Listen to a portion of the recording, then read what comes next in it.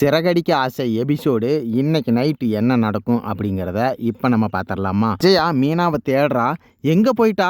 இவளுக்கு பிஸ்னஸ் தான் ரொம்ப முக்கியம். நம்மளுக்கு சாப்பாடு செஞ்சு வைக்கணும், மனோஜை போய் பார்க்கணும் அப்படிங்கிற எண்ணமே கிடையாது. நீங்கள் தான் எல்லாமே அவளுக்கு சப்போர்ட் பண்ணுறீங்க. ஆனால் நான் அப்படி விட மாட்டேன் தெரியுமா அப்படின்னு சொன்ன உடனே அதுக்கு அண்ணாமலை சொல்கிறான், எதுக்கு நீ அவளை எப்போ பார்த்தாலும் குறை சொல்லிகிட்டே இருக்கிற? இங்கே வா அப்படின்னு கையை பிடிச்சி கூட்டிகிட்டு போய் டேபிளில் காட்டுவார். இதென்ன திறந்து பாரு அப்படின்னு உடனே விஜயா திறந்து பார்ப்பான். ஆமாம், இங்கே இட்லி. எதை திறந்து பாரு? சாம்பார். இதை திறந்து பாரு, சட்னி பாரு. அவள் எல்லாமே இங்கே செஞ்சு வச்சுட்டு தான் போயிருக்கிறான். அது மட்டும் இல்லாமல் மனோஜுக்கு ஹாஸ்பிட்டலுக்கு யார் பணம் கட்டுனா? அவன் தான் 70,000 ரூபா பணம் கட்டியிருக்கிறான் தெரியுமா உனக்கு? அது தெரியாமல் சும்மா கத்திக்கிட்டே இருக்கிற அப்படின்னு உடனே ரவி சொல்லுவான், அம்மா எதுக்குமா எதையுமே யோசித்து பேச மாட்டிங்களா? அண்ணியை குறை சொல்கிறதுனா மட்டும் உடனே குறை சொல்லுவீங்களே அப்படின்னு சொன்ன உடனே சுருதியும், இதென்னா உடுக்கியா கிடுக்கியா, அது பேர் என்ன?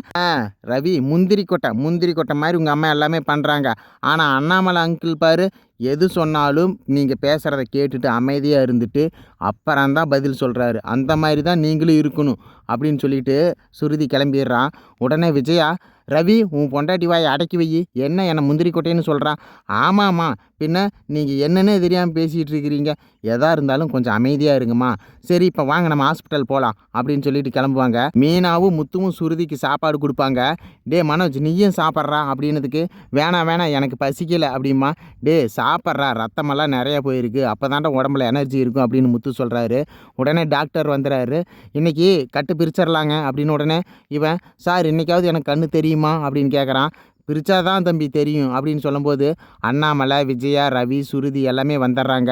டாக்டர் இவனுக்கு எப்படியோ சரி பண்ணிடுங்க டாக்டர் அப்படிங்கும்போது, அதுக்கு தான்மா இன்றைக்கி கட்டு பிரித்தாதான் என்னன்னு சொல்ல முடியும். நர்ஸ் மனோஜை கூட்டிகிட்டு வாங்க அப்படின்னு உடனே மனோஜை கூட்டிகிட்டு போகிறாங்க.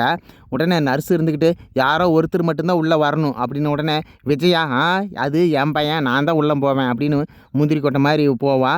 ஆனால் நர்ஸு சொல்லுவாங்க, மனோஜ் அவங்களோட மனைவியை தான் வர சொன்னாங்க. யாருங்க அவங்க மனைவி அப்படின்னு உடனே ரோகிணி, நான் தான் அப்படிமா. நீங்கள் வாங்க உள்ள அப்படின்னு சொன்ன உடனே அண்ணாமலை இருந்துக்கிட்டு, எதுக்கு விஜயா இவ்வளோ அவசரப்படுற? ரோகிணி நீ போமா உள்ள அப்படின்ட்டு உள்ளே போயிடுவாங்க.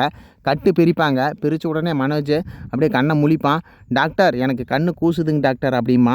ஆரம்பத்தில் அப்படி தான்ப்பா இருக்குது, மெதுவாக திறங்கன்னு திறந்து பார்த்த உடனே அப்படியே லைட்டாக மங்களாக ரோஹிணி தெரியவா. அப்புறம் ரோஹிணி இருந்துக்கிட்டு, ஏங்க எனக்கு தெரியுதான்னு அவசரப்படுவான். தெரியுது அப்படின்னு சொல்லிட்டு 2 பேரும் கட்டி பிடிச்சிக்கிட்டு அன்பை பரிமாறிக்குவாங்க. ரோஹிணி வெளியில் போயிட்டு விஜயா, முத்து, மீனா, அண்ணாமலை எல்லாத்தையும் பார்ப்பான். என்னாச்சு ரோஹிணி, அவன் எப்படி இருக்கான் அப்படின்னு உடனே, நல்லா இருக்கான், ஒன்றும் பிரச்சனை இல்லை அப்படின்னு உடனே, நல்ல வேலை நாங்கள் பயந்துட்டோம் ரோஹிணி அப்படின்னு முத்து சொல்லுவார். ஏங்க இப்படி சொல்கிறீங்க அப்படின்னு உடனே, இல்லை நீ கொடுத்த ரியாக்ஷன் அந்த மாதிரி இருந்துச்சு அப்படின்னு உடனே அண்ணாமலை, முத்து நீ கொஞ்சம் கம்முன்னு இருக்க மாட்டியா? எப்போ பார்த்தாலும் உனக்கு விளையாட்டு தான்.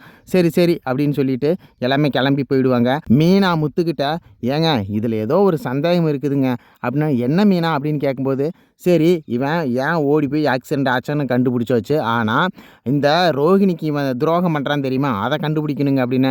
என்னது? ஓ அட நம்ம பையன் விஷயமா, சரி அதான் நம்ம கண்டுபிடிச்சிக்கலாம். அவனுக்கு கண்ணில் பிரச்சனை வந்தது, இவனுக்கு பிரச்சனை வந்திருக்குது. மனோஜ் ரோஹிணிக்கு துரோகம் பண்ணுறான், ஆனால் ரோஹிணி இருந்துக்கிட்டு தன்னோட கண்ணையே கொடுக்குறேன்னு சொன்னான். ஆனால் இப்படிப்பட்டவளுக்கு இவன் துரோகம் பண்ணலாமா அப்படின்னு சொல்லி நான் முத்துக்கிட்ட கேட்க, அப்படியே இன்றைக்கி இந்த நாடகம் முடியுதுங்க. நாளைக்கு நைட்டு என்ன நடக்கும் அப்படிங்கிறத நாளைக்கு காலையிலேயே நம்ம சேனலில் வந்துருங்க. இந்த வீடியோ பிடிச்சிருந்துன்னா லைக் பண்ணி சப்ஸ்கிரைப் பண்ணிக்கோங்க. நன்றி, வணக்கம்.